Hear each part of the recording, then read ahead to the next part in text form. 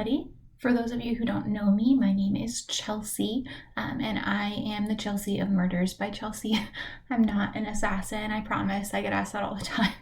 But if you're on this video, then you probably know what I do. I write murder mystery parties, and I thought that today would be kind of fun if I just walk through what a typical box kit looks like. So in my store, there's two different options. You can either get a PDF version, which you download and you print by yourself, or you can get a box kit where I would print it and ship it to you. This is if you have any questions about what is in a kit, if you'd like to just see it, I mean, kind of anything. If you bought a PDF and you want to know how I assemble my kits, I get a lot of questions about this, so I thought it would be fun to show everybody what it looks like. So I'm going to start. I always put mine in a box because they're box kits, because that's what I do. But this is what the box generally looks like. This one is open, and then it is a 12 by 12 by 2 mailer. And this one's I just haven't packaged up all the way yet because I'm going to show you guys today. But it's normally in tissue paper, and I wrap it all up to look all pretty so it doesn't get all jumbled in the package when it's getting shipped to you. So yeah, let's start. So I'm going to unpack this a little bit here. Okay, so the first thing, when you purchase one, especially if a PDF, the first thing that you're going to see is a number 1 introduction. Now, I have a ton of different party themes, and I have a couple of different ways that I do it, if that makes sense. So when I first started, it was a little bit more basic, and it didn't include as much as my redesigned parties included. So this isn't going to look like, let's see, as of right now, when this video is being made, I haven't yet redesigned The Deadly Inheritance, The Murders of All Hallows Eve, or The Celebrity Gala. I believe those are the 3 that are in the older style I used to do. So they still have about the same things. It's just they don't have a couple of the extras, and the design isn't quite as pretty, in my opinion. I'm going to get to them eventually. I just haven't done it yet. But yeah, so this party right here that I'm showing you is the 1920s party, which is probably the best seller. So this is what most people, not everybody, but a lot of people get. So I thought I would show you this one. So this is the 10 to 20 character version. So the first thing to get back on track here, this is the introduction that you're going to get. It's the instruction packet. Now you'll see at the very top, it's going to say, "Hello, future party host." I'll say a couple other things on there. And then this guy really has everything that you need to run the party successfully. So the first page, you're going to have an index to navigate easily, tips and tricks for hosting, so kind of what you want to do as a party host to make your party really successful.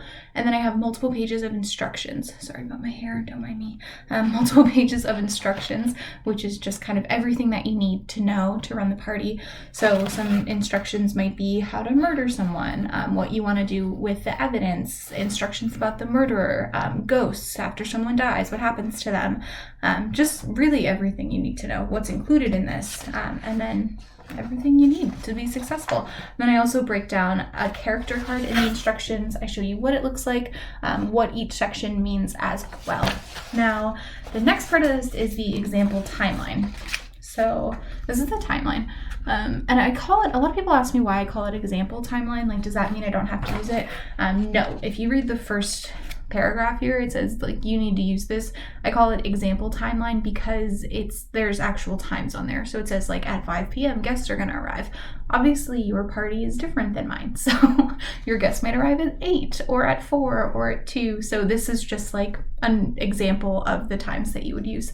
But this will tell you exactly what's going to happen throughout the night, what you need to do, when you need to be ready, who's going to die, what evidence is going to be left behind after they die. This tells you absolutely everything that you need to know. And you keep this on you the night of the party, and then you check things off kind of or at least that's how I do it. I check things off as I go, so you can stay organized. The next part is the introduction. You see it says introduction. This is a monologue, so it's just designed to be read by the host. It sets the scene in the first part. I also include this in all of the listings so you can kind of figure out what kind of scene you're setting. And then it also brings us to the rules of the party. So this is where you will read the rules of the party to your guests who have joined you tonight. After that, we have the conclusion. You don't read this until the very end. Now, if you're trying to play this so you do not, like, let's say you're hosting and you don't want to know who the murderer is, which I get all the time, which I think is really fun. So you get to play along with everybody. Hosting can kind of be a drag. I try to make it so you get to play just like everybody else. But at that point, you would read the conclusion. It says, and now for the reveal. If you're hosting and you do not want to know who the murderer is until the night of the party, don't read the conclusion ahead of time. I do write that in the instructions multiple times. That happened a lot, unfortunately. I know you're like, people are excited, they want to read through it. Don't read the conclusion though, because then you're going to know who the murderer is and it might ruin your gameplay for that night. If you do want to know who the murderer is, then read it. It's totally up to you. Okay, and then the last page of the instruction package is going to be the master character list. So this is just a list of all the characters. It's really helpful when you're trying to assign your friends to characters. It'll tell you who's a primary character, who's a secondary character, male, female, everything that you need to know. When you're trying to assign characters, it's normally best to also read the character cards. In the top, there's like a little personality bio for every character, and you can normally match them up to your friends pretty easily. So you can say, this person's really outgoing, they're gonna love this character, and then you can kind of match them that way. So yeah, that's the instruction packet. The next thing, since we're already talking about character cards, one sec, this guy is like still put together here. Like, just combine them all with rubber bands and stuff. Okay, since we're already talking about character cards, this is what they look like. So this is Robbie Montague, the first one here. And then you're gonna see, so it'll say, this is who the character is. This is their title. So this is Robbie Montague, he's the chef. This is like a brief description of who they are in a few words. This is their biography, things to share, so things they want to talk about readily at the party, secrets to hide, things they do not want to talk about readily at the party, important relationships, this is going to be other characters that they mix and mingle with, prop suggestions, so things that they might want to wear or bring, and then make a scene. These are optional, but they're just extra way to add drama if they're looking to, make a scene during the party. Now, these are, so you hand these out. I always hand these out before the party, so that way people can look at the prop suggestions and say, oh, Robbie Montague is the chef. Maybe I should get a chef hat and a chef coat. They don't have to, but some people really like to get into it and go crazy with it. And the more people get into it, the more fun it is. So I like to give people time, so that way they can help their friends get into character. So I send these out beforehand, and that way people can look at them and read them over. And then, so when I'm assigning characters, though, I usually read, I know them all because I write them all, but I suggest that people read the biography because that's going to be the best way for you to know, kind of who matches up with their friends. You can also read the secrets. You'll just know a little bit more. So when it comes to the night of, you might have a leg up if you're trying to play along with everybody else. But hey, you're the host. You're doing all this hard work. If you want a leg up, who cares? Okay, then we also have in here, these are extras. So we have the voting cards. I include these with every box kit, and they are also included with every newly redesigned PDF. And then we have action cards. These are not necessary. You can see there's quite a few of them. I do 30 for each party. They're with the newly designed parties. The reason I added in the action cards is because some people were nervous about what they do during their parties. I'm going to say, okay, my parties are different. So it's not like you're going to be sitting around reading a script at a table. Personally, there are some people who love those parties. That is awesome. Feel free to stick with them. That's not my kind of party. I like it when people get in character. I think it's funny. I like when they mix and mingle. A lot of people ask me, oh, well, if there's not a script, then what do they do? And I've had people, and when I host parties in person, people will ask me that. They'll be like, I'm nervous. What if none of my guests get involved? I have never hosted or heard of a single party where people did not get involved. Honestly, everyone loves this. They get into it. They're in character. They're asking people questions. They're making accusations. They're mingling a lot more. To me, scripts were kind of limiting because then you can only ask a certain amount of questions and then it's done. Where if you leave it more open-ended, you kind of let your guests play the character as they want to play it. And to me, that's just so much more fun. So that's how I personally write my parties. But yeah, so the action cards are mostly for everyone who's like, well, what do I do in between murders? And I just wanted to give people extra things to do if there ever was a lull in the party. Honestly, the parties I've been to, they barely have time to use these, but you have them just in case someone wants something extra to do. You would just pull it. Some, I call them high risk, high reward. So some are really simple, like take a mugshot photo, and some are like, now you have to reveal your secret. So they can actually reveal more information as well. They can make the party longer. They can add some more interesting aspects to the party. So they're definitely fun to use, but they're also optional. So if this part is a little too confusing to you, you can just leave them out. It's no big deal. Okay, next up, we have, we're almost done here, the extras folders. Okay, so this is going to be it's called the extras package. I think I worded it that way because you don't need these. They're just totally extra. But some people think that they're not included and you have to purchase them separately, which I totally understand because I worded it kind of weird. But no, they come for free with every newly redesigned party. So that's going to be 1920s, Murder at the Masquerade, and An Invitation to Midnight Manor. These all come for free with those parties. So the award for, all right, award for best death, and then you get award for closest guess, and the award for most in character. Now, I add awards in because, like I said, it's a lot more fun when people get into character. So I like this because people, like, if there's an award, people want to compete for it. So it makes people act out more. It just makes it funnier. There's also another question that I get asked a lot. With most of my parties, like 90% of my parties, 3 people are going to die. So I add in the award for best death because it makes people really want to act out their death.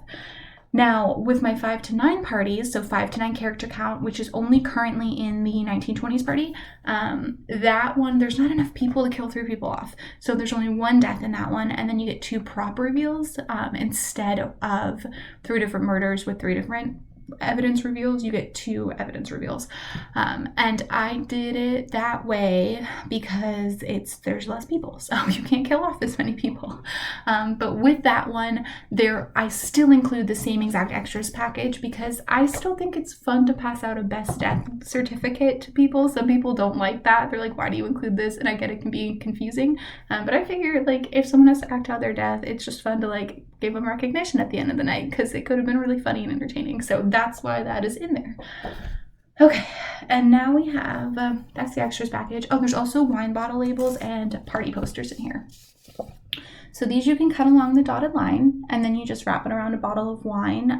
Or if you're not drinking, totally fine. You can do a bottle of juice or soda or whatever you're doing. And then there's also party posters, so you can hang these up. In the box kit, I print out 1 copy of each, and then there's this design as well. It says a little party never killed nobody, and each party has a different design, each theme. Kind of upside down there.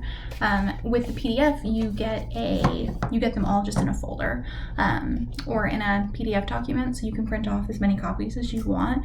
If you do want more copies and you get the box kit, feel free to message me and I can send you all the PDFs. If you buy a box kit, I'm happy to send you every PDF of what I'm sending you, so you can make more copies of things if you want.